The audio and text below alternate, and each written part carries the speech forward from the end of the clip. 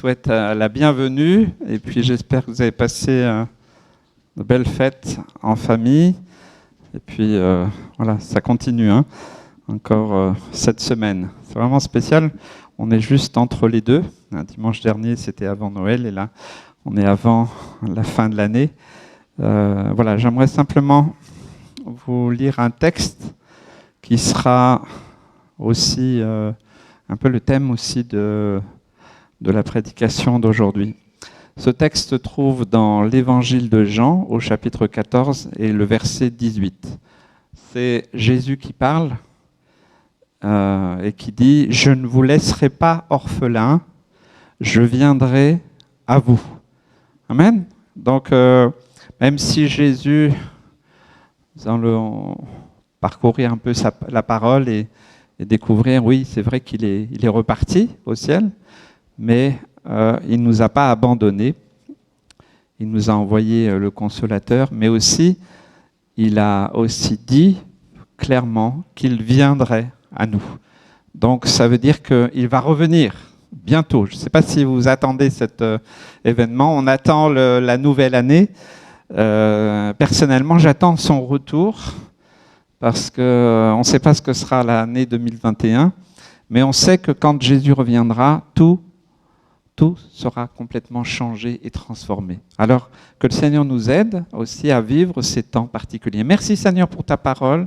Merci Seigneur pour ce temps que tu nous donnes encore sur cette terre, Seigneur Jésus. Et Seigneur, ta promesse est véritable. Seigneur, tu ne vas pas nous abandonner, tu ne vas pas nous laisser seuls, Seigneur, dans ce monde. Seigneur, qui chaque jour de plus en plus, Seigneur Jésus, sombre dans les ténèbres. Seigneur, vraiment, nous voulons vraiment garder ta parole. Seigneur, ce matin, que ce soit un réconfort. Que ce matin, nous puissions, Seigneur Jésus, à travers la louange, l'adoration, la parole de Dieu, et bien que nous puissions repartir de ce lieu, Seigneur Jésus, fortifiés, encouragés, bénis. Et aussi, Seigneur Jésus, que cela puisse rappeler dans nos cœurs quelle est la promesse que tu as faite. Que ton nom soit béni, que ta volonté soit faite. Amen. Alléluia, j'espère que vous êtes dans la joie ce matin. C'est le dernier culte de l'année 2020. Ce matin, on va se réjouir ensemble, amen. C'est un temps pour le Seigneur qu'on met à part et c'est un temps où nous voulons le célébrer, alléluia. C'est sa grâce, il nous a bénis même s'il y a eu ces vagues de virus. Et le Seigneur va encore nous bénir, nous garder. Nous voulons être centrés sur lui ce matin. Alors, je vous invite vraiment ce matin à tourner vos cœurs vers lui et vers le Seigneur Jésus. Et il va agir, alléluia, je le crois puissamment. Il va préparer toutes choses pour que nous soyons aussi encouragés, fortifiés pour cette année 2021 également. Alors voilà, que le Seigneur nous bénisse et à lui la gloire. Allez, ce matin, à toi la gloire, Seigneur Jésus.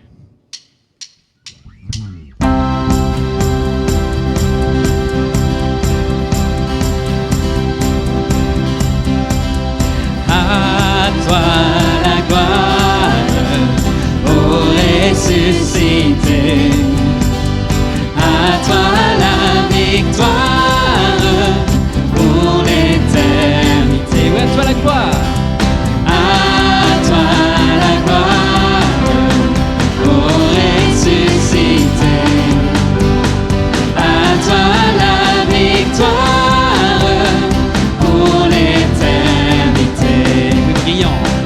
Brillant de lumière, l'ange est descendu. Il roule la pierre du tombeau vaincu. À toi la gloire, ô ressuscité. À toi la victoire.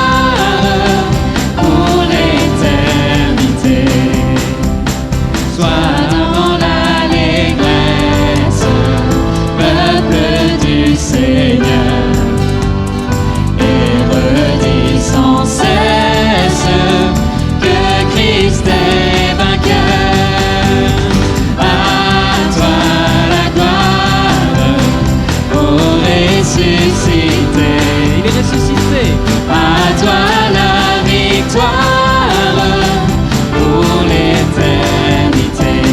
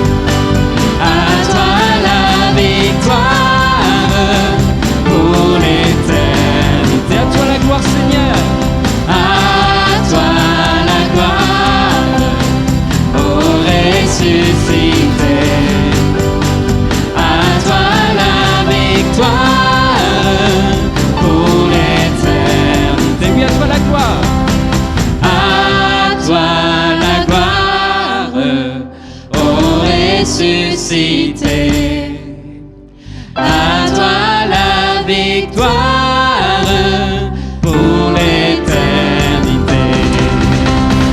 À toi la gloire, ô ressuscité. À toi la gloire, À toi la victoire pour l'éternité. pour l'éternité, pour l'éternité.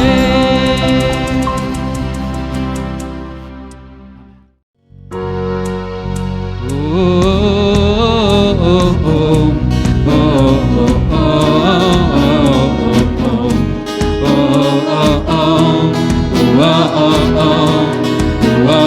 oh, oui, ensemble.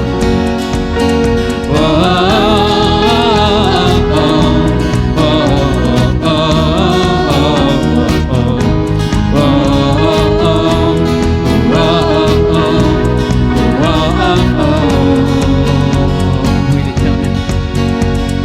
L'Éternel est mon berger, de rien je ne manquerai.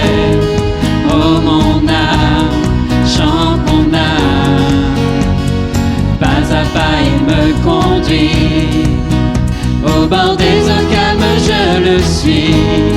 Oh mon âme, chante mon âme, oui toujours le bonheur et la grâce m'accompagneront devant sa face, dans sa présence, tellement de joie, tellement de joie.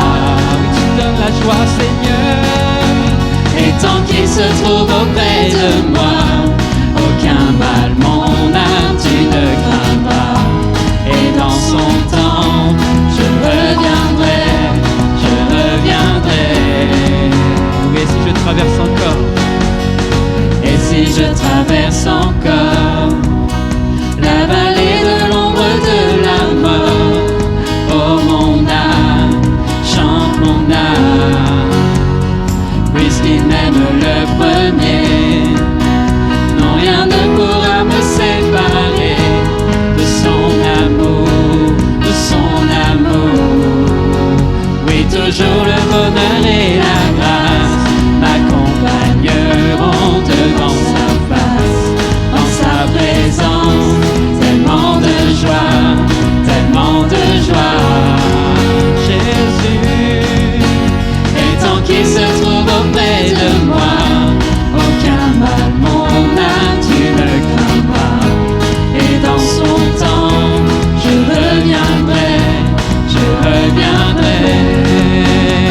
Yahweh, Yahweh, Yahweh, tu fais briller sur moi ton soleil. Yahweh, Yahweh, ta lumière chasse au loin les ténèbres. Yahweh, Yahweh, ta parole éclaire mon sentier. Yahweh, Yahweh, Yahweh. Bientôt il viendra me chercher, et dans sa maison j'habiterai. Oh mon âme, chante mon âme, sans cesse jusqu'à son retour. Mon âme chante son amour tous les jours, tous les jours. Oui, toujours le bonheur et la grâce m'accompagneront devant sa face, dans sa présence, tellement de joie, tellement de joie. Et tant qu'il se trouve auprès de moi, aucun mal mon âme tu ne craindras. Et dans son temps, je reviendrai, je reviendrai. oui, Yahweh, Yahweh, Yahweh, tu fais briller sur moi ton soleil.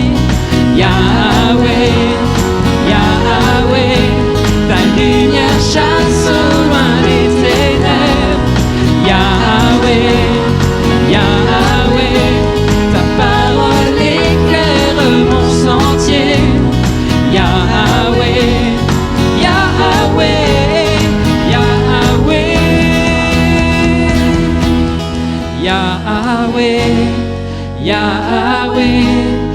Fais briller sur moi ton soleil. Yahweh, Yahweh, ta lumière chasse au loin les ténèbres. Yahweh, Yahweh, ta parole éclaire mon sentier. Yahweh, Yahweh, Yahweh.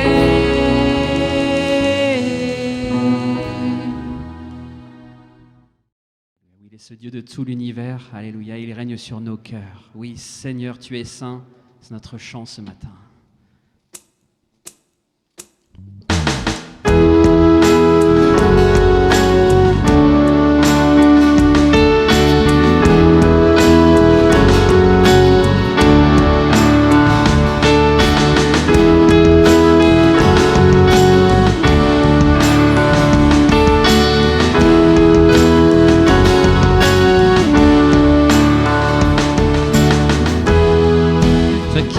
À l'univers, la terre et le ciel, les cieux sont ton sanctuaire. Gloire à toi, ô Éternel.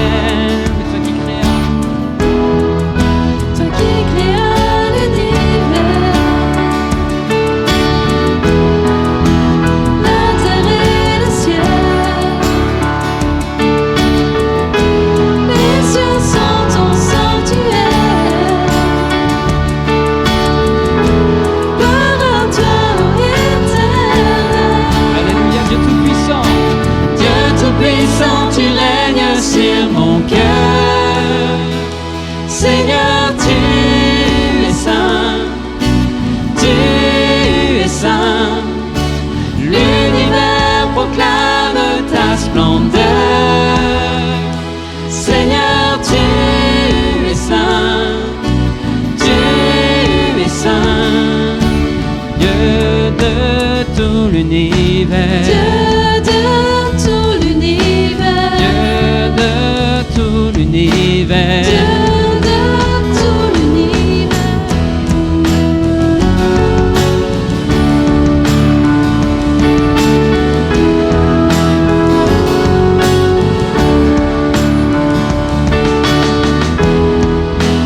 Le matin plein d'espoir, je célébrerai la vie. Je tombe dans le noir, vers toi monteront mes cris. Dieu tout-puissant, tu règnes sur mon cœur. Seigneur, tu es saint, l'univers proclame ta splendeur. Seigneur,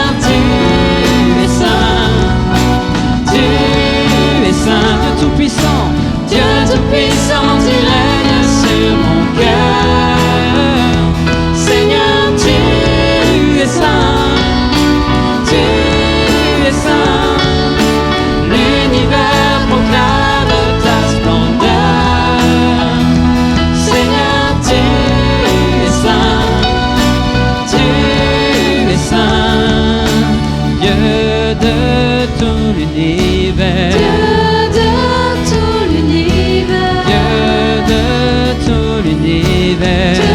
Alléluia.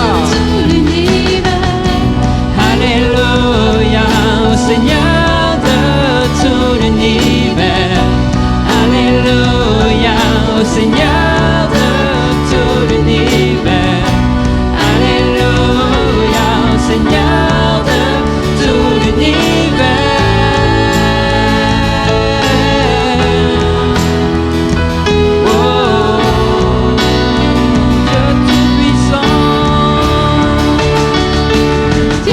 Puissant, tu règnes sur mon cœur. Seigneur, tu es saint, l'univers proclame ta splendeur.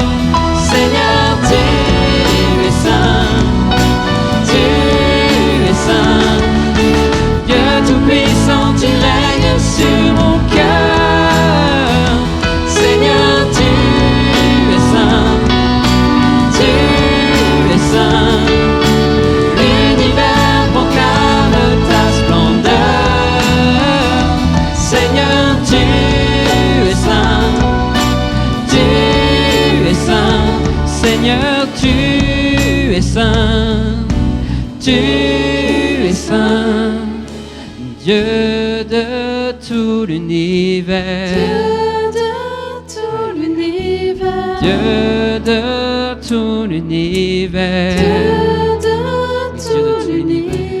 Dieu de tout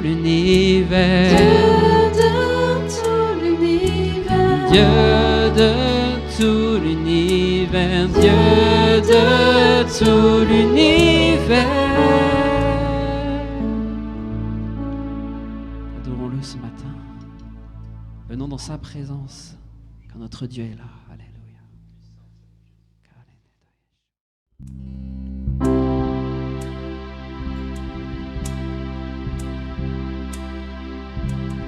Dieu de gloire, je t'adore. Ton nom s'élève en majesté. De mes lèvres, je célèbre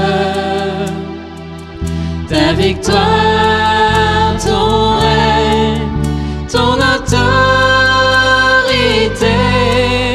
Digne es-tu, agneau de Dieu.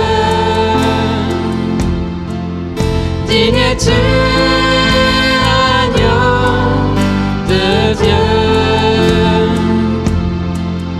tous les anges ensemble acclament la puissance de ton nom. Digne es-tu, agneau de Dieu. Digne es-tu,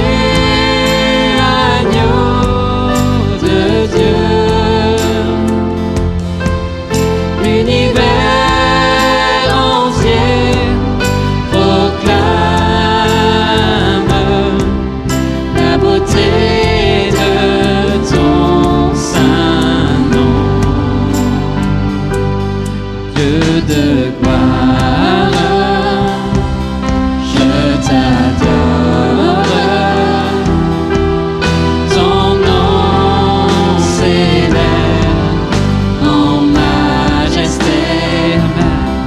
De mes lèvres, je célèbre ta victoire.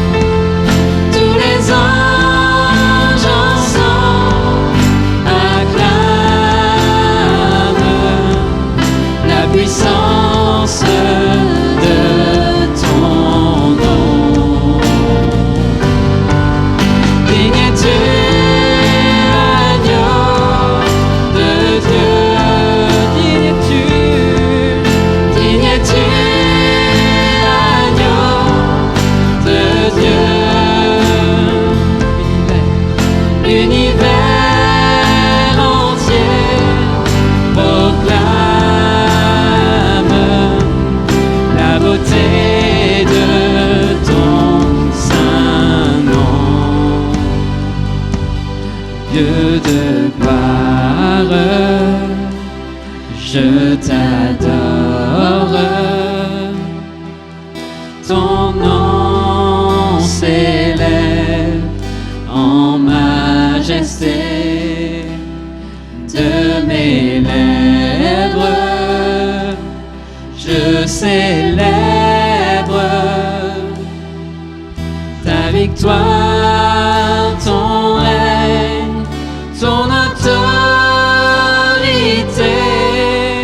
Digne es-tu, agneau de Dieu. Digne es-tu, agneau de Dieu.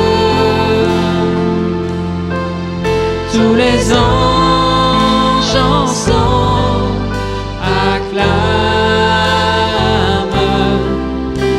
puissance de ton nom. Digne es-tu, agneau de Dieu, digne es-tu, digne es-tu, agneau de Dieu. L'univers entier proclame la beauté de ton saint nom, Dieu de gloire.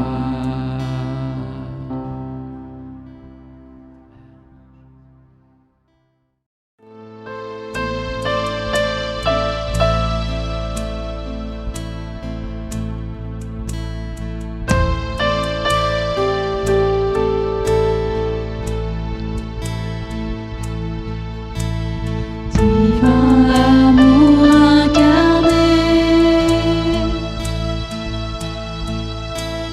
par des anges annoncés, devant l'enfant prosterné, sauveur de l'humanité. Pour nous un enfant est né, à jamais il règnera. Noël, Noël, viens voir ce que Dieu a fait. Noël, Noël, l'histoire d'amour incomparable, lumière du monde, donnée pour nous. Noël.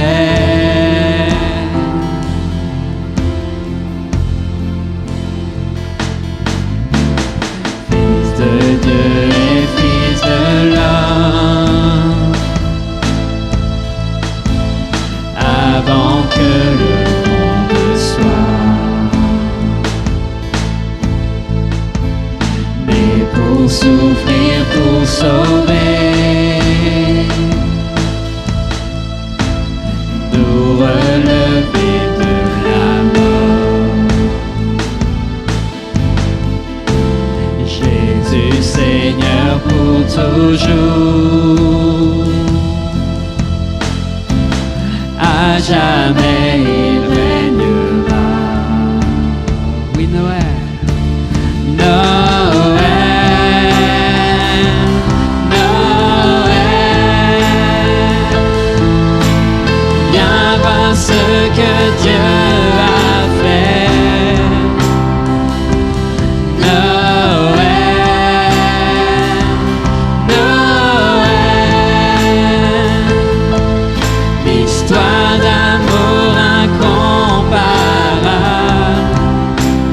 lumière du monde, donnée pour nous.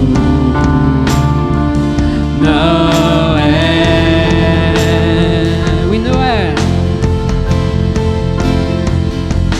Noël, Noël, viens voir ce que Dieu a fait. Noël, Noël, l'histoire d'amour incomparable, lumière du monde, donnée pour nous. Noël.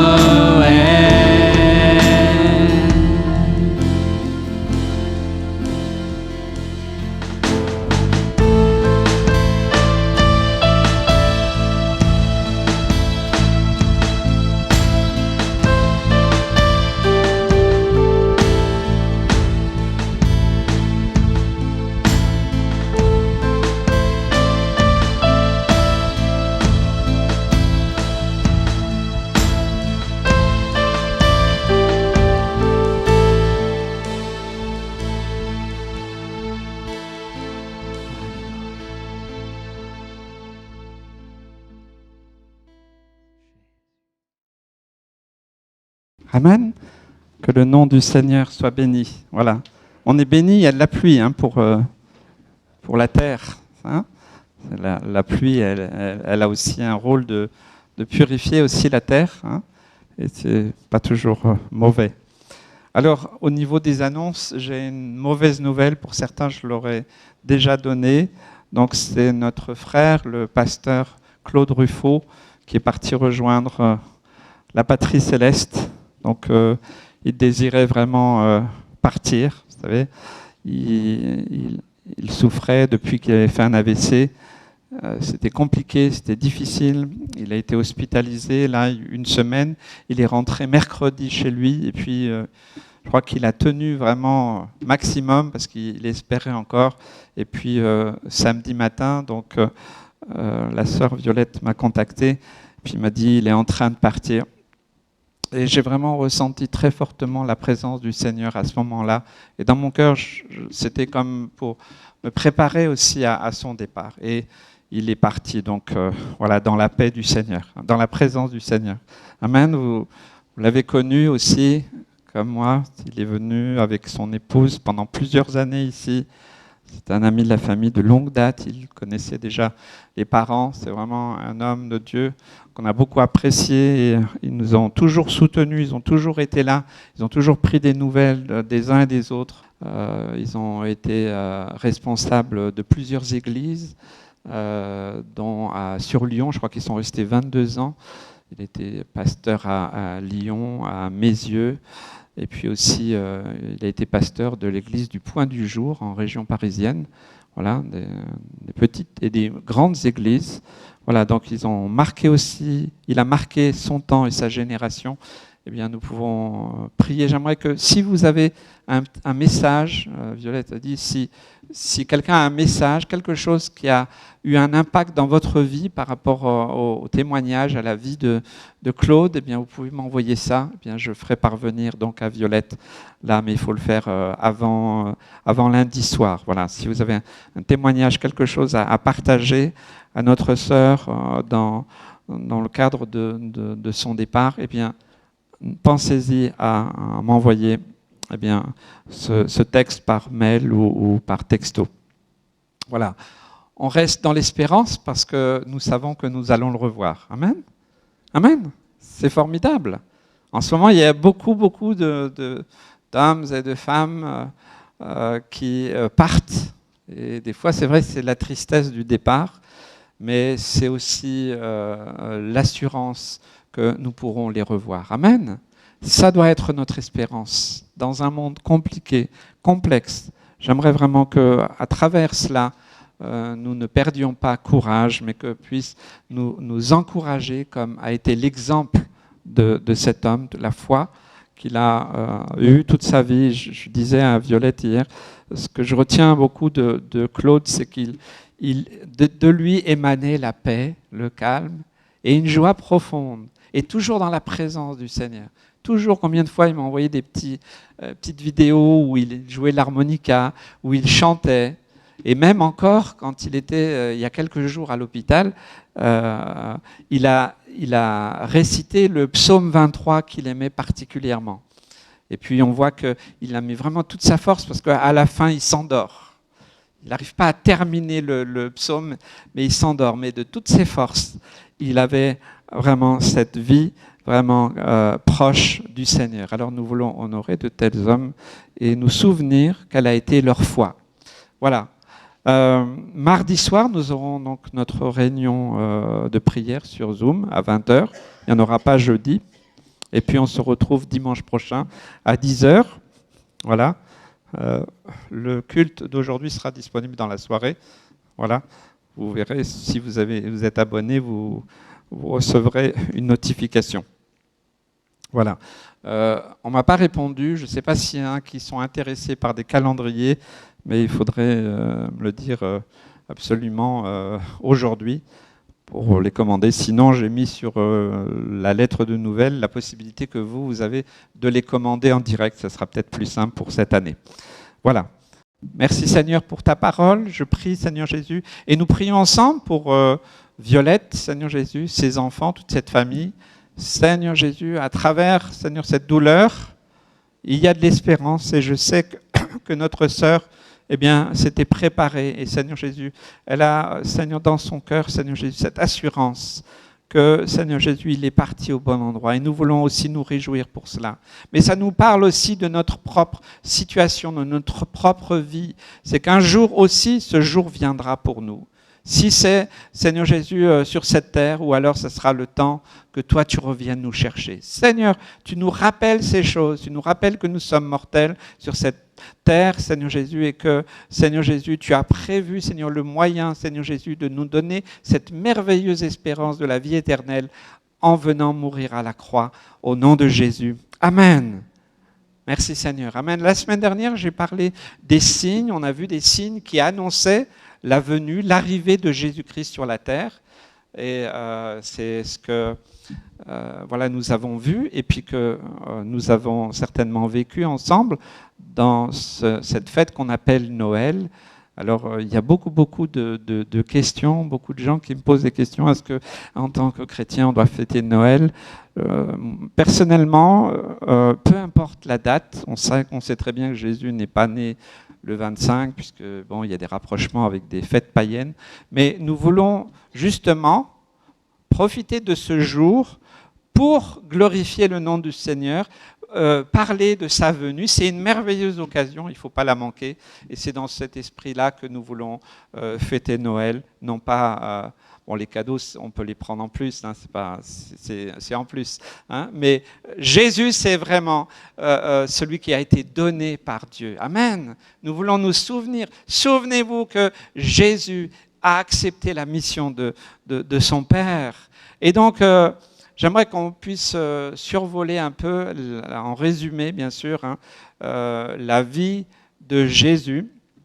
Et puis ainsi, on verra d'autres signes, quelques-uns, voilà, je ne vais pas en prendre énormément, mais vous savez autant il y a eu des signes qu'il allait venir sur la terre, hein, il allait naître sur la terre, mais il y a autant de signes qu'il va revenir. Amen. Waouh, il va revenir. J'espère que ce n'est pas un scoop pour vous, mais c'est une réalité. Voilà, on sait qu'il est venu il y a un peu plus de 2000 ans. Il a grandi et il a commencé son ministère à quel âge ? Une trentaine d'années. Alors, ce qui correspondrait, il y a beaucoup de gens il y a plusieurs interprétations, peu importe, c'est que, par exemple, pour être prêtre dans le temple, il fallait minimum avoir 30 ans, peu importe. Ça, c'est pas ça le plus important. Mais que dès sa naissance, il y a un texte dans Luc chapitre 2, verset 52, qui nous dit « Et Jésus croissait en sagesse, en stature et en grâce devant Dieu et devant les hommes. » Parce qu'il avait reçu cette mission particulière de son Père, de notre Père. Alors Jésus a accompli beaucoup de miracles, des signes, des prodiges et des miracles. Et d'ailleurs, Jean a écrit dans Jean 21, 25, « Jésus a fait encore beaucoup d'autres choses. Si on les écrivait en détail, je ne pense pas que le monde même pût contenir les livres qu'on écrirait. » Il a fait énormément de bien. Amen. Il a guéri les lépreux, il a ressuscité des morts. Il a fait énormément de bien partout où il est allé. Amen. Il a aussi choisi 12 disciples qu'il a enseignés, qu'il a formés, qu'il a préparés, qui sont devenus les 12 apôtres. Hein. Dans Matthieu 10, hein, il a appelé ces 12. Hein. Matthieu 10, 1 nous dit, il leur donna le pouvoir de chasser les esprits impurs, de guérir toute maladie et toute infirmité. Et donc les noms des 12 apôtres, vous les connaissez. Hein. Je ne vais pas vous les redonner. Jésus a accompli quoi ? Est-ce qu'il a accompli sa mission ? Non, il a accompli la mission que son Père lui avait donnée. Jean 6, 38, c'est Jésus qui le proclame. Au cas où peut-être on aurait un doute, Jean 6, 38, « Car je suis descendu », Jésus qui parle, « car je suis descendu du ciel pour faire non ma volonté, mais la volonté de celui qui m'a envoyé. Or, la volonté de celui qui m'a envoyé, c'est que je ne perde rien de tout ce qu'il m'a donné, mais que je le ressuscite au dernier jour. La volonté de mon Père, c'est que quiconque voit le Fils et croit en lui ait la vie éternelle, et je le ressusciterai au dernier jour. Est-ce que c'est clair? Amen. Nous pouvons nous appuyer. Notre foi est solidement posée dans la parole de Dieu, par les paroles même de Jésus. Jésus, on le sait, malgré tout le bien qu'il a fait, eh bien, il a été souvent humilié, il a souvent été rejeté, on a voulu plusieurs fois le tuer, et malgré tout le bien qu'il a fait, Jésus a été arrêté, il a été vendu pour quelques pièces d'argent par Judas qui pensait ainsi réaliser le plan de Dieu. Aider. Vous savez, des fois on veut aider aussi, des fois on veut participer, donc on agit avant que Dieu nous le dise, et c'est ce qu'il a fait. Donc il a été arrêté, condamné, et il a été crucifié sur une croix. C'est ce que nous dit Matthieu 27, verset 38. Avec lui furent crucifiés 2 brigands, l'un à sa droite et l'autre à sa gauche. Et c'est grâce à ce sacrifice que nous pouvons être sauvés. Il n'y a pas d'autre moyen, ne cherchez pas d'autre moyen, c'est la croix. C'est la croix, c'est par son sacrifice à la croix que nous pouvons accéder au salut, à la délivrance et à la guérison. N'essayez pas de passer autre part que la croix. Et c'est le message qui est toujours valable encore aujourd'hui pour nous. Et c'est aussi là que Jésus aussi a scellé aussi cette merveilleuse espérance que nous pouvons aussi avoir la vie éternelle. Amen. Est-ce que vous voulez vivre la vie éternelle sur cette terre avec tout ce qui se passe? Waouh. J'espère quand même que c'est mieux. Ben non, voilà, le Seigneur, il a prévu autre chose. 3 jours après sa mort, qu'est-ce qui s'est passé? Jésus, encore une fois, conformément à la parole de Dieu, il est ressuscité. Amen. C'est pour cela que nous ne représentons pas Jésus sur une croix. Parce que s'il est sur la croix, ok, d'accord, on peut contempler, on peut admirer, mais il ne peut plus rien faire pour nous. Il est ressuscité. Amen. Il est vivant. Amen. Et donc, il est ressuscité, il est apparu aux disciples, il est apparu à beaucoup de personnes, plus de 500 personnes. Voilà ce que nous dit Matthieu chapitre 16, verset 21. Matthieu 16, 21. Dès lors, Jésus commença à faire connaître à ses disciples qu'il fallait qu'il allât à Jérusalem, qu'il souffrit beaucoup de la part des anciens, des principaux sacrificateurs et des scribes, qu'il fut mis à mort et qu'il ressuscita le 3e jour. Jésus a clairement expliqué aux disciples, mais quand il l'a dit, ils n'ont pas compris grand-chose. Des fois, nous aussi, nous sommes comme ça. Quand Dieu nous parle, des fois, on n'est pas attentif. Et moi, je sais que c'est pour ça que c'est bien d'écrire aussi. Quand le Seigneur m'a vraiment visité, m'a appelé d'une manière particulière, eh bien, c'est une chose vraiment que le Saint-Esprit a mis à mon cœur, c'est d'écrire. Parce qu'on a une mémoire très sélective. Et on ne se rappelle que de ce qu'on a envie. Mais Jésus leur avait dit, c'est inscrit dans la parole de Dieu pour qu'il n'y ait pas de doute. Jésus, ensuite, qu'est-ce qu'il a fait? Il est remonté au ciel. Est-ce que vous le croyez? Amen. Il est remonté, il y avait beaucoup de témoins devant ses disciples. Et qu'est-ce qu'il fait avant de partir? Il donne la mission de prêcher le message de la bonne nouvelle du salut à toute la terre. Vous connaissez ce texte, Marc chapitre 16, verset 15. Puis Jésus leur dit aux disciples, mais il nous le dit à nous aussi ce matin, allez par tout le monde et prêchez la bonne nouvelle à toute la création. Celui qui croira et qui sera baptisé sera sauvé, mais celui qui ne croira pas sera condamné. Voici les miracles qui accompagneront ceux qui auront cru. En mon nom, ils chasseront les démons, ils parleront de nouvelles langues, ils saisiront des serpents, s'ils boivent quelque breuvage mortel, il ne leur fera point de mal, ils imposeront les mains aux malades, et les malades seront peut-être guéris. Non, ils seront guéris. Amen. Le Seigneur, après leur avoir parlé, fut enlevé au ciel et il s'assit à la droite de Dieu. Amen. Et il n'a pas laissé les disciples, il ne nous a pas laissé sans, comme ça, voilà, maintenant faites ce que vous voulez. Sinon, le christianisme tel qu'on le connaît n'aurait pas survécu que quelques années. C'est tout. Une fois que la mort des disciples aurait été avérée, eh bien, ce serait terminé. Mais il y avait une puissance, la puissance de résurrection, la puissance de Dieu manifestée par Jésus-Christ. Et aussi, cette mission qu'il a donnée a marqué la vie de chacun de ses disciples, de ses apôtres. Et c'est pour ça que l'évangile s'est répandu sur toute la terre et encore jusqu'à aujourd'hui. Amen. Des fois, est-ce que vous ne vous posez pas la question, comment l'évangile nous est parvenu? Comment le message du salut, 2000 ans après, nous est parvenu? Et comment se fait-il que des milliers et des milliers d'hommes et de femmes continuent encore à croire à ce message? Parce qu'il y a une puissance dans ce message. Amen. Ce message est puissant. Jésus nous a aussi promis, il l'a promis aux disciples, qu'il ne nous laisserait pas seuls. Ok, il remonte vers son Père. Mais qu'il allait envoyer le Saint-Esprit, le Consolateur, pour nous enseigner et nous faire connaître toutes choses.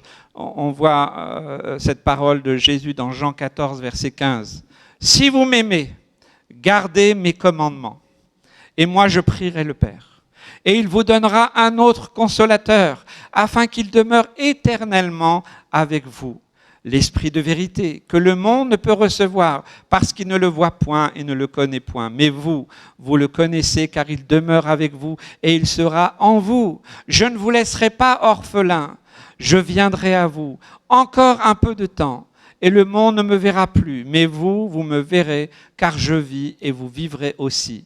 En ce jour-là, vous connaîtrez que je suis en mon Père, que vous êtes en moi et que je suis en vous. » Jésus n'a rien caché. Il n'a rien dissimulé, il a dit très clairement. Et peut-être des fois on a du mal à comprendre, parce que des fois on n'a pas trop envie que l'évangile soit si simple. On voudrait que ça soit plus compliqué. Jésus-Christ a annoncé clairement aussi une chose dont nous allons voir maintenant quelques points rapidement, c'est qu'il allait revenir. Ce n'est pas les disciples qui l'ont inventé, ce n'est pas une théorie qui est apparue comme ça. Jésus lui-même a annoncé qu'il allait revenir, et on trouve encore ce texte dans Jean chapitre 14, verset 1. Jésus parle, et il nous parle encore ce matin. « Que votre cœur ne se trouble point, croyez en Dieu et croyez en moi. Il y a plusieurs demeures dans la maison de mon Père. Si cela n'était pas, je vous l'aurais dit. Je vais vous préparer une place. Et lorsque je m'en serai allé et que je vous aurai préparé une place, je reviendrai et je vous prendrai avec moi, afin que là où je suis, vous y soyez aussi. » C'est clair. Amen. Il n'y a pas de contestation possible, il n'y a pas d'interprétation différente possible. Jésus l'a promis. Et tout ce qui a été annoncé par les prophètes pour sa venue sur la terre, eh bien, c'est accompli. Alors tout ce qu'il a été annoncé par Jésus lui-même et par aussi ses prophètes dans toute la parole de Dieu concernant son prochain retour va aussi s'accomplir. Amen. Est-ce que vous le croyez ? Peut-être se dire, oula, pasteur, moi j'ai encore des choses à faire. Oui, c'est vrai. Donc il faut continuer à faire ce que vous faites. Il ne faut pas vous arrêter. Vous allez dire, bon, ben, c'est bon, je vais prendre un rocking chair et puis je vais attendre. Seigneur, on t'attend. Hein, voilà, okay. Non, c'est pas ce que Jésus nous a dit, de continuer à faire ce que nous faisions. Mais nous savons que, eh bien, cette prophétie, cette parole, eh bien, va s'accomplir. Jésus a promis, a dit très clairement qu'il reviendrait d'une manière surnaturelle. Mais il nous a aussi donné quelques précisions. Il nous a parlé de quelques signes qui allaient précéder cet événement. Et si Jésus nous avertit, c'est que nous devrions être attentifs. Quand Jésus nous dit, voilà, considérez, voyez, eh bien ça veut dire que nous devons être attentifs. Donc Jésus a donné une clarification très claire concernant sa venue. Matthieu chapitre 24, verset 36. Je vous invite à relire tout le chapitre 24 de Matthieu, parce que là, c'est Jésus qui parle et qui annonce les choses à venir. Matthieu 24, verset 36. « Pour ce qui est du jour et de l'heure, personne ne le sait, ni les anges des cieux, ni le Fils, mais le Père seul. » Donc, soyez vigilants, soyez sur vos gardes. Si vous entendez quelqu'un qui dit que Jésus va revenir tel jour, tel mois, telle année, dans telle situation, Jésus lui-même le dénonce. Donc nous aussi, nous devons être attentifs à ça. Si vous entendez un pasteur, un ministère, quelqu'un qui dit, qui sait quand Jésus va revenir, c'est une hérésie. Et je pense que c'est important aujourd'hui de savoir exactement où on en est. Jésus a dit, pour ce qui est du jour et de l'heure, personne ne le sait, ni les anges dans le ciel, ni le Fils, mais le Père seul. Et même si quelqu'un vous dit, non mais il faut accéder à une meilleure révélation. Tu sais, il y a un moyen de savoir. C'est parce qu'en fait, tu n'es pas assez spirituel, c'est parce que tu ne sais pas encore assez de choses. Non. Les paroles de Jésus suffisent. Elles doivent nous suffire. Amen. Jésus a dit très clairement que nous devrions par contre être capables de reconnaître les signes. Toujours dans Matthieu 24, verset 33. De même, quand vous verrez toutes ces choses que Jésus a décrites, particulièrement dans Matthieu 24, sachez que le Fils de l'homme est proche à la porte. Dieu ne nous a pas révélé la date, mais il nous a donné un certain nombre de signes. Pas des canards, hein, c'est des signes. Hein? Amen. Alors, bien sûr, il y a plusieurs signes et je pourrais passer 2-3 heures et Xavier le ferait certainement bien mieux que moi, mais ce n'est pas le sujet. Hein. Il y a par exemple la création de l'État d'Israël, qui n'était plus un État, une langue qui n'était plus une langue morte.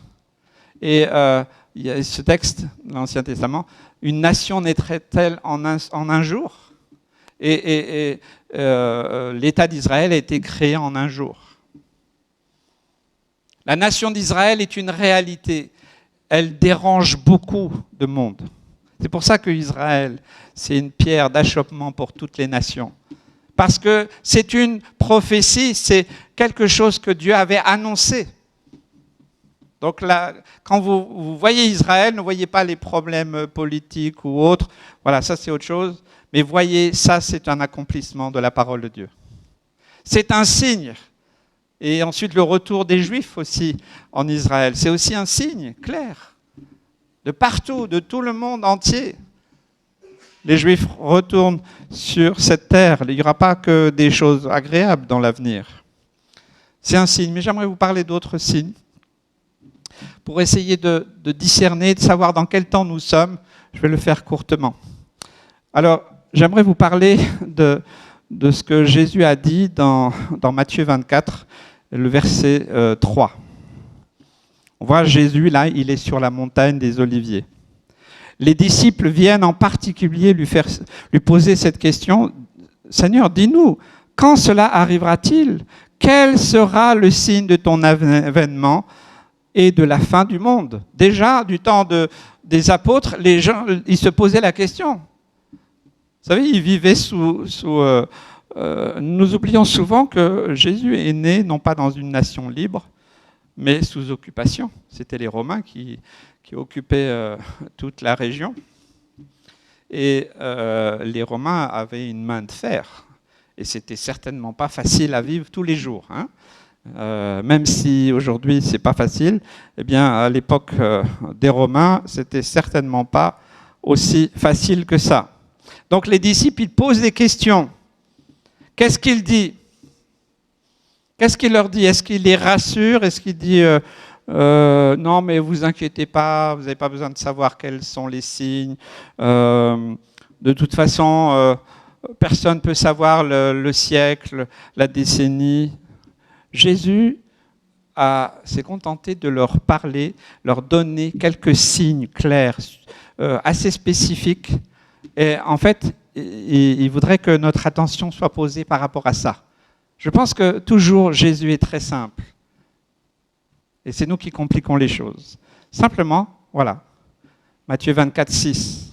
Vous entendrez parler de guerre et de bruit de guerre. Gardez-vous d'être troublés, car il faut que ces choses arrivent, mais ça ne sera pas encore la fin.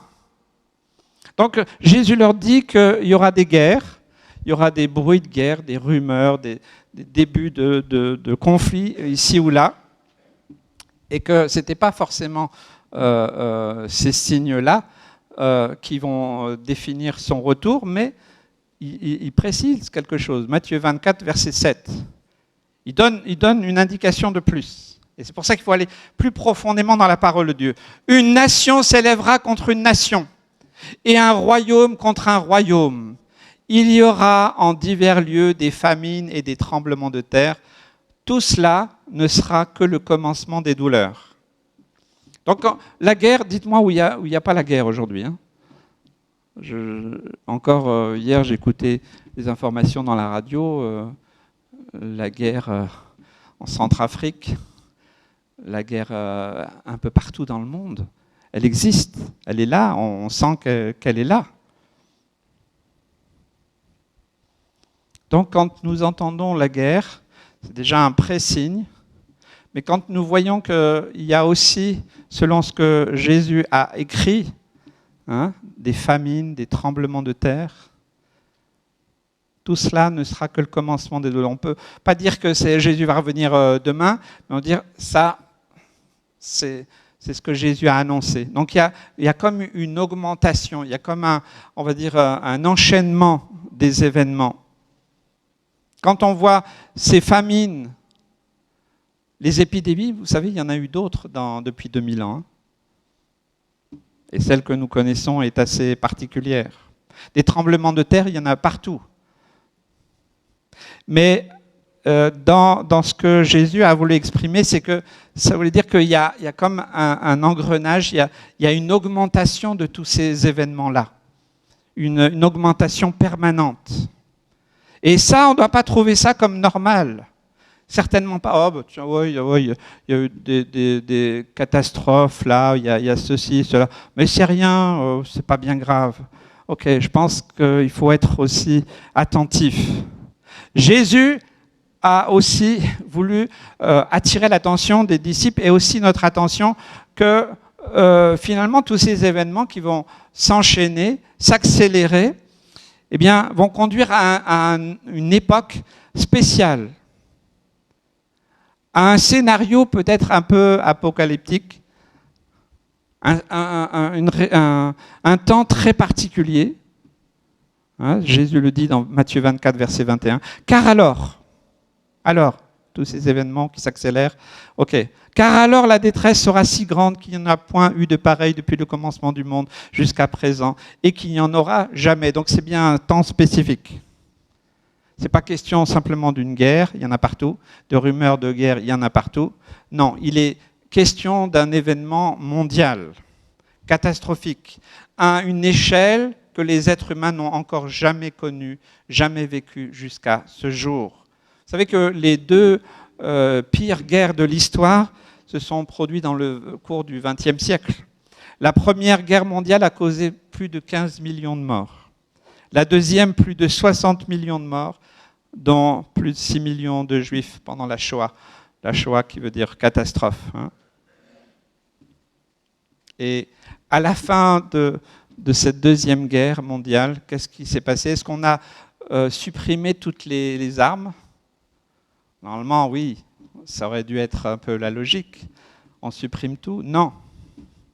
Le monde est rentré dans une course à l'armement qui conduit et qui pourrait conduire la Terre à sa destruction. Les 2 bombes atomiques qui ont mis fin à la Seconde Guerre mondiale sont très faibles comparées aux armes qui ont été développées depuis.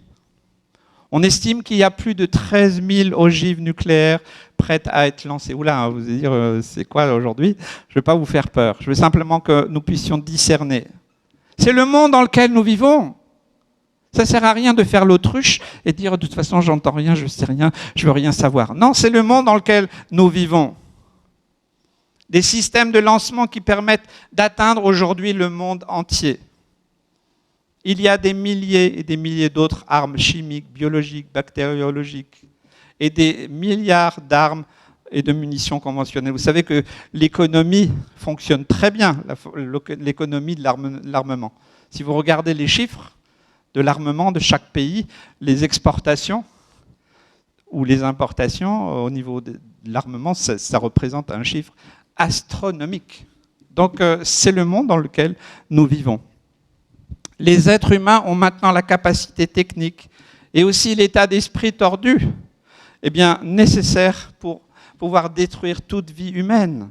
Remarquons ce que Jésus a dit et qui peut expliquer aussi une situation qui sera juste avant son retour, Matthieu 24, verset 22. « Et si ces jours n'étaient abrégés, personne ne serait sauvé, mais à cause des élus, ces jours seront abrégés. » Waouh, on peut se réjouir quand même.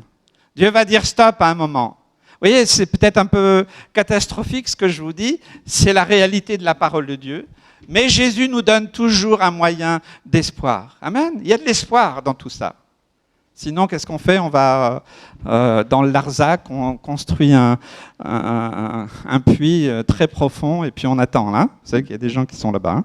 Ils pensent que quand il y aura la fin du monde, ils seront protégés là-bas et dans d'autres endroits du monde. Cette prophétie n'aurait pas pu se réaliser dans d'autres siècles. Il faut bien être conscient aussi, ce que Jésus a dit, discerner les signes. Discerner. Ce n'est que dans les 2 dernières générations que les êtres humains ont construit, ont la possession de ces armes de destruction massive qui peuvent anéantir toute vie humaine. Et aujourd'hui, nous vivons même dans un monde encore plus complexe, c'est l'ère du terrorisme.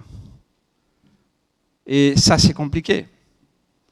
Il y a de plus en plus de belligérants, on dit, de tensions entre États, parce que maintenant, les ressources, on prône la protection de la nature, mais je pense qu'il y a aussi tout un système derrière aussi, qui conduira aussi à des guerres pour l'eau, pour les ressources, parce qu'elles se font de plus en plus rares.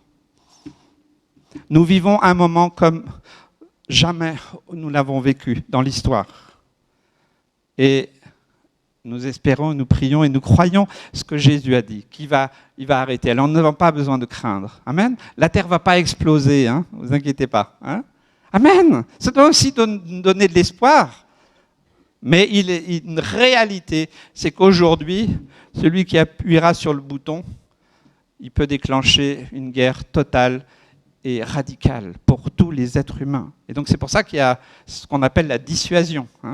C'est pour ça que les gens, les États ont ces capacités nucléaires pour dissuader l'autre d'essayer de faire quoi que ce soit. Mais c'est quand même complexe. On imagine un fou qui pourrait appuyer sur le bouton, mais nous savons que Jésus a dit qu'il allait lui-même fixer la limite. Amen. Donc, le signe que Jésus a parlé dans Matthieu 24, celui-là, il est déjà réalisé. Il peut s'accomplir. On peut tout détruire, la terre et tous les êtres humains. Donc ça nous annonce à nous, Jésus va bientôt revenir. C'est ça que ça doit nous dire. Ça ne veut pas dire, j'ai peur, qu'est-ce que je vais faire? Non, ça nous dit, Jésus est à la porte. Amen. Voyez ça plutôt comme ça. Pas dans la peur, mais plutôt dans l'espérance. Ok, d'accord, on ne sait pas ce qu'ils vont faire les hommes, on ne sait pas ce qu'ils vont fabriquer avec tout ça, mais Jésus a dit qu'il allait abréger ce temps. Et que quand on discernerait ce temps, ce summum de situation, de tension, eh bien, nous, ça doit nous donner, Jésus est à la porte. Amen. Donc ça doit nous réjouir, au lieu de rentrer dans la peur. Amen. Ensuite, Jésus a donné un autre signe. Mais ça se trouve dans Matthieu 17. Vous vous rappelez de cet événement particulier de la transfiguration, où Jésus était avec qui? Était transfiguré dans la présence de... Il y avait qui? Il y avait qui? Moïse et... Non, Élie. Hein? Et il y avait aussi 3 disciples qui étaient là, qui ont assisté à ça, qui ont vu ça, et ça avait bien un but. Ce n'était pas pour que Jésus montre quelque chose du surnaturel, ça avait bien un but. Très certainement, certains disent que ça devait être comme près de Nazareth, ça pouvait être le mont Tabor. Donc, en présence de ces 3 disciples. Ça a été une expérience incroyable pour eux. Ils savaient que Jésus était le Fils de Dieu. Mais cette vision qu'ils ont eue, eh bien, confirmait aussi et leur montrait une vision du futur, de ce que Jésus serait, une fois son corps glorifié, à son retour. C'est une vision prophétique. En tout cas, c'est comme ça que je l'interprète personnellement. Voilà.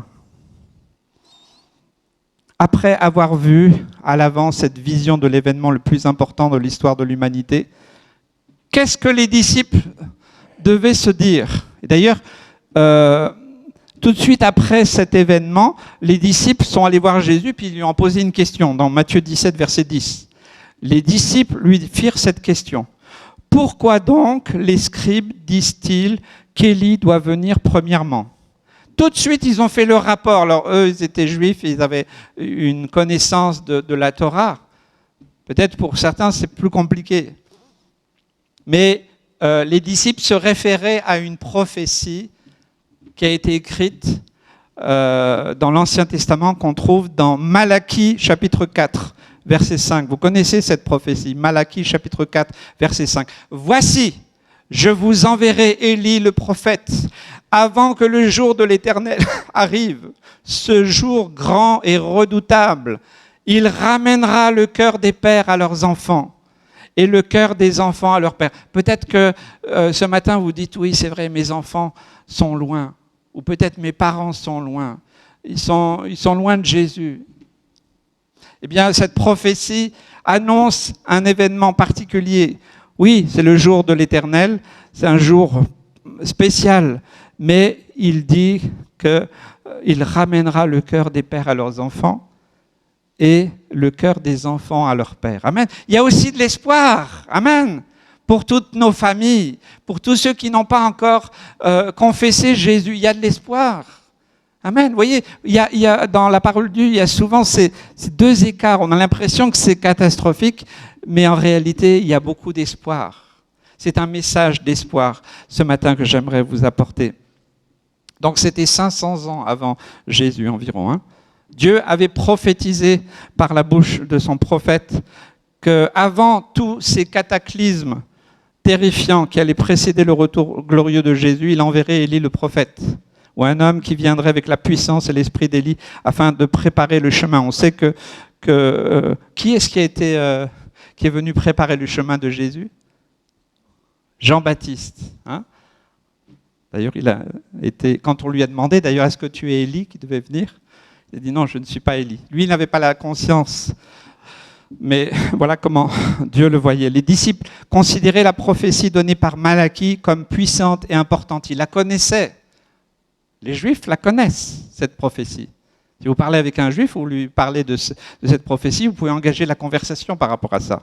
Et ce sera très animé parce qu'ils sont très intéressés par rapport à ce sujet. Jésus leur a répondu quoi? Non, vous inquiétez pas, c'était Malachie l'a prophétisé, mais c'est déjà accompli. Non. Peut-être que... Est-ce qu'il aurait pu leur dire non, mais vous n'allez rien y comprendre, c'est pas très compréhensible pour vous, vous cassez pas la tête, ça va vous embrouiller la tête, n'essayez pas de la comprendre. Non. Jésus a confirmé ce que Malachie avait prophétisé et ce que les scribes et les disciples croyaient. Il ajouta même, il a complété cette prophétie dans Matthieu 17, verset 11. Il répondit, « Il est vrai qu'Élie doit venir et rétablir toutes choses. mais je vous dis qu'Élie est déjà venu, qu'ils ne l'ont pas reconnu et qu'ils l'ont traité comme ils ont voulu. De même, le Fils de l'homme souffrira de leur part. » Les disciples comprirent alors qu'il leur parlait de Jean-Baptiste. Il y a des fois, vous savez, j'en ai parlé il y a quelques semaines, vous savez, plus on avance dans cette période où on sent vraiment des signes venir, eh bien, il y a la révélation de la parole de Dieu qui vient aussi. En tout cas, pour moi, c'est comme ça. Il y a une révélation de la parole de Dieu plus profonde, plus claire, qui vient. Et je crois que c'est vraiment ce que le Saint-Esprit fait aussi dans nos vies. Il nous fait connaître ce que nous avons besoin de connaître dans les temps où nous sommes. Jésus a pu répondre à ses disciples, oui, ce que Malachie a prophétisé est vrai, et que sa prophétie, elle s'applique au futur retour de Jésus. Non seulement cela, mais cet homme, l'Élie qui viendra dans le temps de la fin, il est dit qu'il va rétablir toutes choses. On trouve ce texte dans Actes, chapitre 3, verset 18. Je lis beaucoup de textes, mais je crois que c'est important. « Mais Dieu a accompli de la sorte ce qu'il avait annoncé d'avance par la bouche de tous ses prophètes, que son Christ devait souffrir. Repentez-vous donc et convertissez-vous pour que vos péchés soient effacés, afin que des temps de rafraîchissement viennent de la part du Seigneur et qu'il envoie celui qui vous a été destiné, Jésus-Christ, que le ciel doit recevoir jusqu'au temps du rétablissement de toutes choses dont Dieu a parlé anciennement par la bouche de ses prophètes. » Jésus a clairement dit lui-même qu'il reviendrait avec gloire et puissance pour régner sur les nations. Il disait qu'avant son retour, il y aurait une situation terrible. Mais quand Jésus reviendra, il ne reviendra pas comme il est parti. Il avait été humilié par les hommes. Il ne viendra pas dans cette humiliation. Il est déjà mort pour nos péchés. Il est déjà porté. Mais quand Jésus reviendra, il reviendra dans sa gloire. Dans sa toute puissance, amen, revêtu de sa gloire, pour régner et juger. Du temps des apôtres, Jean-Baptiste a incarné Élie.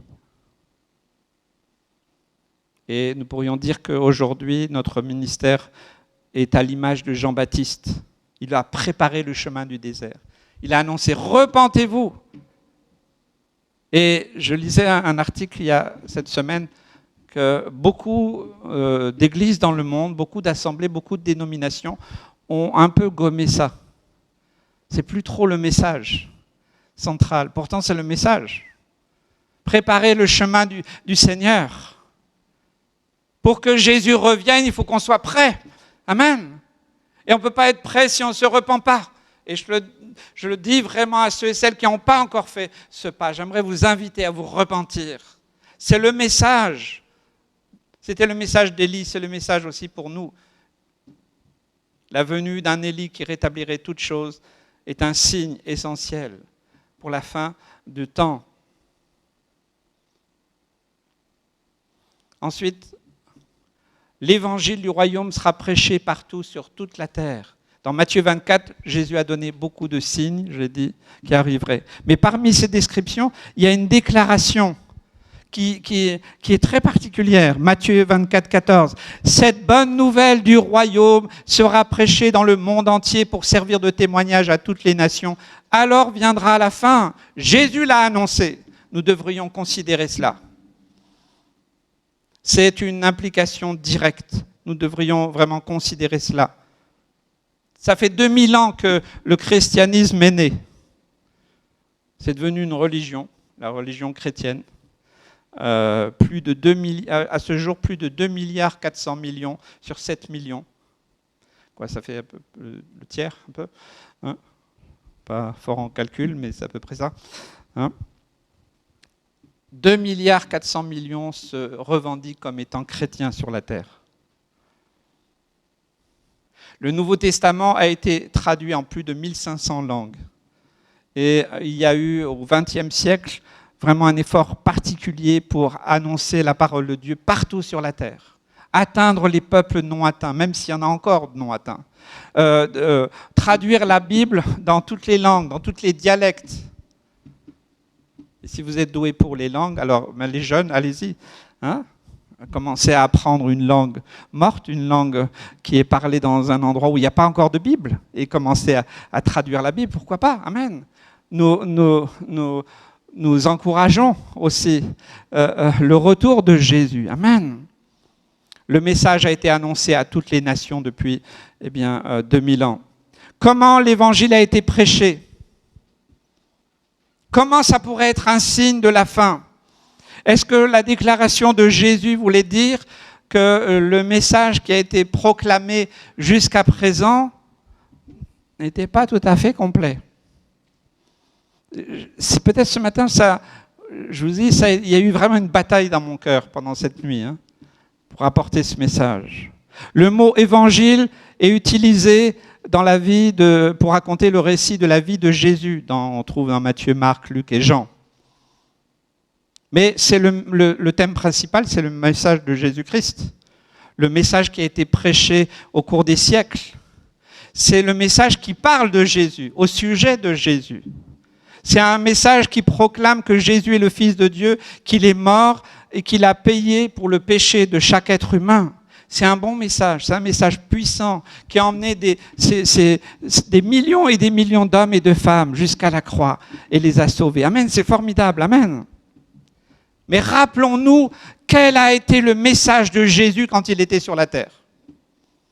Ce matin, il y a vraiment quelque chose que le Saint-Esprit veut que nous comprenions. Le message que Jésus a prêché durant son ministère, c'était l'évangile du royaume. Il a annoncé le royaume de Dieu. C'est ça le message central de Jésus. Le reste, il l'a accompli. Mais le message principal, central de Jésus, c'est qu'il a prêché le royaume de Dieu à venir. Amen. L'établissement du royaume de Dieu sur l'humanité. Matthieu 9, 35, Jésus parcourait toutes les villes et les villages, enseignant dans les synagogues, prêchant la bonne nouvelle du royaume et guérissant toute maladie et toute infirmité. Je me pose beaucoup de questions par rapport à beaucoup de faux évangiles, de faux ministères, de troubles de tous les côtés. Est-ce qu'un des signes avant son retour, c'est que nous revenions au message de Jésus, qui est d'annoncer la bonne nouvelle du royaume à venir, du royaume de Dieu. Parce que ce message a été dilué au fil des siècles. Jésus a prêché cela. Il est dit, de nombreuses écritures décrivent en réalité l'émergence aussi de tout autre faux évangiles, faux témoignages. C'est Galates qui nous le dit, Galates 1, 6. Je m'étonne que vous vous détourniez si promptement de celui qui vous a appelé par la grâce du Christ pour passer à un autre évangile. Non pas qu'il y ait un autre évangile, mais il y a des gens qui vous troublent et qui veulent renverser l'évangile de Christ. Mais quand nous-mêmes, quand un ange du ciel annoncerait un autre évangile que celui que nous avons prêché, qu'il soit anathème. Nous avons dit précédemment, je le répète à cette heure, si quelqu'un vous annonce un autre évangile que celui que vous avez reçu, qu'il soit anathème. Faux évangiles, sectes, faux christianisme, l'évangile de la prospérité, l'œcuménisme, ça c'est mon point de vue personnel. Pour moi, ce sont des signes que Jésus est à la porte. C'est un signe très clair. Vous relirez Apocalypse 6, 2. Beaucoup de chrétiens ont très mal compris qui était le Christ, quel était son message. Vous savez que le diable, c'est l'imitateur. Il a contrefait. Il est venu pour contrefaire le message du Christ et de son Église. 2 Corinthiens 11, 13. Ces hommes-là sont de faux apôtres, des ouvriers trompeurs déguisés en apôtres de Christ. Et cela n'est pas étonnant puisque Satan lui-même se déguise en ange de lumière. Il n'est donc pas étrange que ces ministres aussi se déguisent en ministres de justice. Leur fin sera leur œuvre, selon leur œuvre. Depuis 2000 ans, l'Évangile nous est parvenu. Et l'Église s'est construite. Amen. Quand je parle de l'Église, c'est le plan de Dieu. Là, nous sommes dans une assemblée, Keïla, le rassemblement. Il l'avait promis.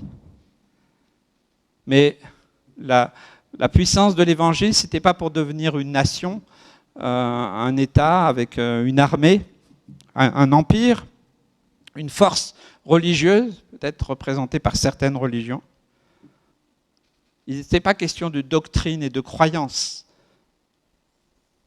Et ce n'est même pas une coalition parce que autant de villes, autant de dénominations, autant de gens qui ne sont pas ensemble, indépendantes. Ils sont toutes indépendantes. Et il y a des variantes. L'Église, quand elle est née, après la mort de Jésus, sa résurrection, quand il est reparti au ciel, la première Église, elle était petite et elle était persécutée. C'est ça l'Église, du début. Donc, cela doit nous donner aussi une direction. C'est un signe, et on va le voir plus précisément dans le dernier. La venue de l'apostasie. Mais la venue de l'apostasie, de toutes ces choses, ça va faire émerger et sortir la véritable Église. Amen. Parce que Dieu a un plan. Amen. Il y a un autre signe important du retour de Jésus. Ça concerne l'Église. C'est ce que Paul a écrit. Il a écrit une prophétie dans 2 Thessaloniciens, chapitre 2, verset 1. Pour ce qui concerne l'avènement de notre Seigneur Jésus-Christ et notre réunion avec lui, nous vous prions, frères, de ne pas vous laisser facilement ébranler dans votre bon sens et de ne pas vous troubler, soit par quelque inspiration, soit par quelques paroles ou par quelques lettres qu'on dirait venir de nous, comme si le jour du Seigneur était là. Que personne ne vous séduise d'aucune manière, car il faut que l'apostasie soit arrivée auparavant et qu'on ait vu paraître l'homme du péché, le fils de la perdition, l'adversaire qui s'élève au-dessus de tout ce qu'on appelle Dieu ou de ce qu'on adore, jusqu'à s'asseoir dans le temple de Dieu, se proclamant lui-même Dieu. Ne vous souvenez-vous pas que je vous disais ces choses lorsque j'étais encore chez vous ? Ce passage de la parole de Dieu est assez révélateur. Les premiers chrétiens, ils croyaient que Jésus allait revenir. D'ailleurs, ils attendaient, mais ils étaient toujours dans une forme de peur, de crainte. Et c'est pour ça que Paul les enseignait. Parce que quand on est dans la peur, quand on est la crainte, Jésus va revenir, vous savez, tous ceux qui sont dans le complotisme et dans l'apocalyptique, eh bien on peut très facilement tomber dans toutes sortes de fausses doctrines. C'est le piège. C'est le piège. Et le diable sait très bien qu'il peut pousser aussi certains dans ce domaine. C'était un danger. C'est pour ça que Paul l'explique. Que personne ne vous séduise. Il faut que l'apostasie soit arrivée auparavant. Donc c'est un signe clair, peut-être troublant, mais c'est un signe du retour imminent de Jésus. Amen. L'apostasie, c'est Paul qui l'a prophétisé. Il y a d'autres textes, bien entendu. L'œuvre de Dieu ne s'est jamais arrêtée. Mais vous voyez, il y a toujours, le diable essaye toujours de détruire. Et vous croyez que tout ce qui se passe, toutes ces armes qu'on pourrait dire aujourd'hui catastrophiques, qui pourraient tout détruire, eh bien, elles sont inspirées par qui ? Pas par Dieu. Tous ces signes. Le véritable évangile, l'évangile du royaume de Dieu à venir. L'émergence à travers toute l'apostasie, tous les trucs bizarres qu'on peut voir et entendre, l'émergence de la véritable Église. Ça, c'est le plan de Dieu, c'est lui qui va le faire. N'essayons pas de le faire par nous-mêmes. Dieu a inspiré, il a préservé sa parole. Amen. Il a préservé jusqu'à aujourd'hui. Tout cela nous montre avec une certitude que Jésus ne va pas seulement revenir, mais il revient bientôt. Dis à ton voisin, Jésus va revenir bientôt. Wow. Que tu le crois ou que tu ne le crois pas, il va revenir. Il va revenir, Jésus. Waouh. Amen. Je vais terminer. Lorsque Jésus sera venu, nous vivrons intégralement la réalité de notre salut. Pourquoi il est venu, pourquoi il est mort, pourquoi il est ressuscité, pourquoi il est reparti. Il ne nous laissera pas orphelins. Amen. Waouh, moi je veux y aller au ciel. Il y a un chant des enfants. Moi j'irai bientôt. J'irai bientôt voir le roi des rois. Comme notre frère Claude, il est dans la présence du Seigneur. Amen. On peut pleurer parce qu'il nous manque. Mais lui, il est dans la joie. céleste. Amen. Est-ce que ça nous donne de la joie ou de la peur? Si tu as peur, alors je pense que la question c'est, est-ce que tu es prêt ce matin à aller vers le Seigneur s'il décide de revenir aujourd'hui? Parce qu'on a vu qu'il y a beaucoup de prophéties, et je n'ai fait qu'effleurer le sujet, qui sont déjà accomplies, en cours d'accomplissement. Jésus peut revenir. Amen. Voilà, vous ne sortez pas, hein? Ne fuyez pas, hein? Ça va bien se passer. Est-ce que tu es prêt à aller vers le Seigneur s'il décide de revenir aujourd'hui? Ou si, comme Claude, eh bien, ici, décide de te reprendre aujourd'hui même. Si tu ne peux pas être sûr de ta réponse, si ça te conduit à avoir une peur, une crainte, une angoisse, je t'invite à faire la paix avec Dieu ce matin. Est-ce qu'on peut baisser nos têtes, courber nos têtes et fermer nos yeux? Jésus. C'est le moment pour toi de te repentir. L'évangile du royaume de Dieu à venir, c'est repens-toi. Repentez-vous. N'essaye pas d'adhérer à une religion, ça ne sert à rien. N'essaye pas de faire de prendre un peu de croyance par-ci, par-là. Ce n'est pas ça qui va t'aider. Est-ce que tu veux faire la paix avec Dieu? Repens-toi. Viens à la croix. Dépose tes péchés. Dis, Seigneur, je ne peux pas m'en sortir par moi-même. Seigneur, je veux aussi bénéficier de cet évangile du royaume de Dieu à venir. Je veux être pour l'éternité dans le ciel. Je ne veux pas mourir dans la peur et dans la crainte. Seigneur, sauve-moi. Tu peux crier au Seigneur. Seigneur, sauve-moi. Sauve-moi, délivre-moi.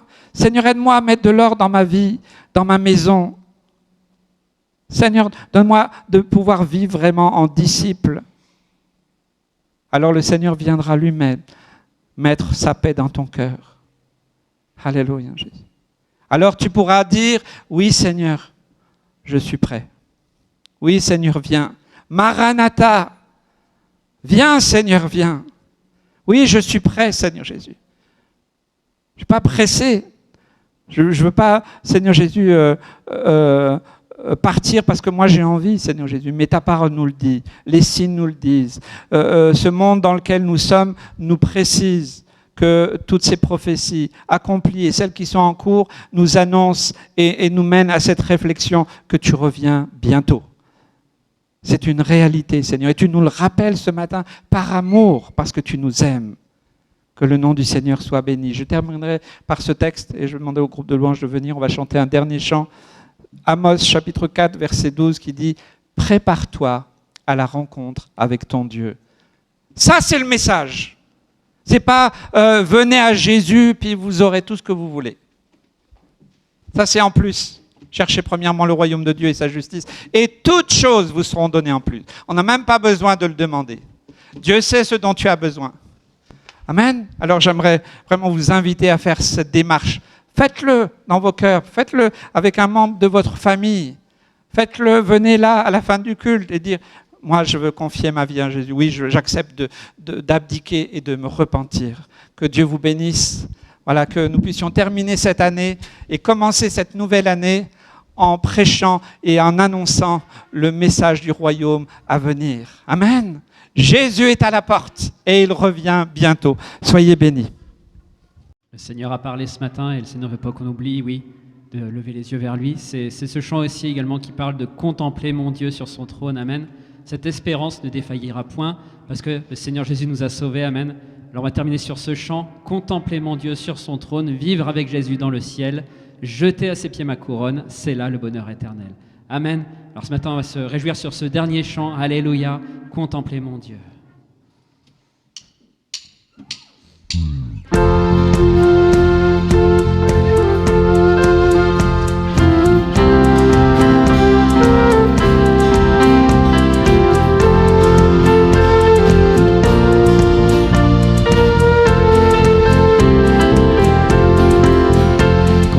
Contempler mon Dieu sur son trône, vivre avec Jésus dans le ciel,